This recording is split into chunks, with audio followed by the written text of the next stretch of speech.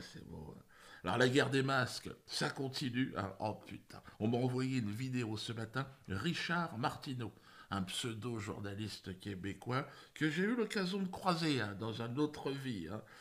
Est-ce que quelqu'un qui devient millionnaire en critiquant le président des États-Unis et que c'est des films qui sont achetés par les majors et qui sont diffusés partout internationalement et qui gagnent la Palme d'Or et qui est une vedette et qui va aux Oscars et aux Grammys, est-ce qu'un Michael Moore serait possible en Iran? Et cessez de me dire qu'aux États-Unis, il y a la pensée unique. Oui. C'est d'une connerie et d'une imbécilité abyssale. Merci. C'est déjà un objectif atteint. Au moins.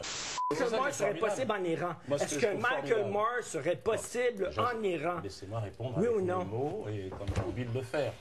En mangeant votre dessert. À moins qu'on peut changer de place et vous faites la réponse face à cette caméra. On vous gribouille une petite moustache. Vous n'avez pas répondu tantôt.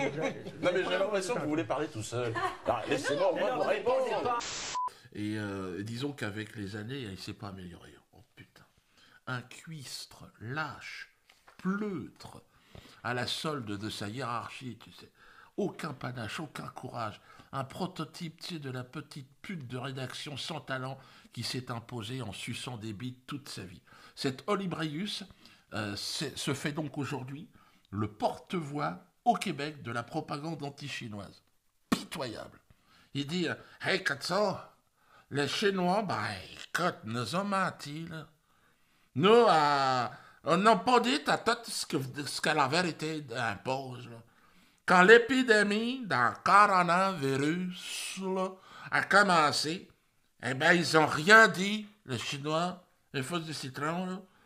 Écoute ça, ils n'ont pas parlé pantoute ils ont racheté les masques dans le monde entier, là.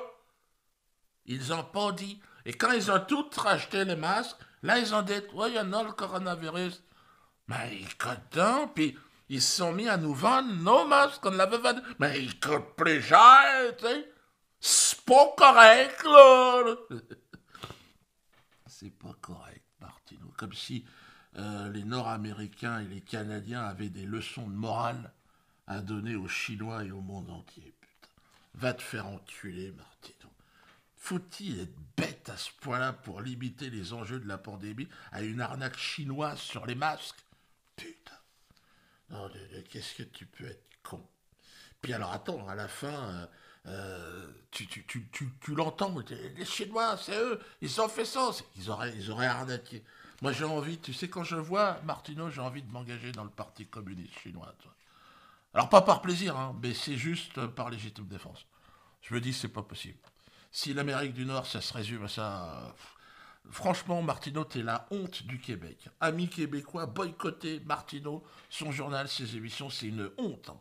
C'est cet anti-chinois hystérique, tu sais, l'ardent des Américains, c'est vive la Chine, vive le peuple, et vive le Québec libre, évidemment, libéré de Martineau. Ah.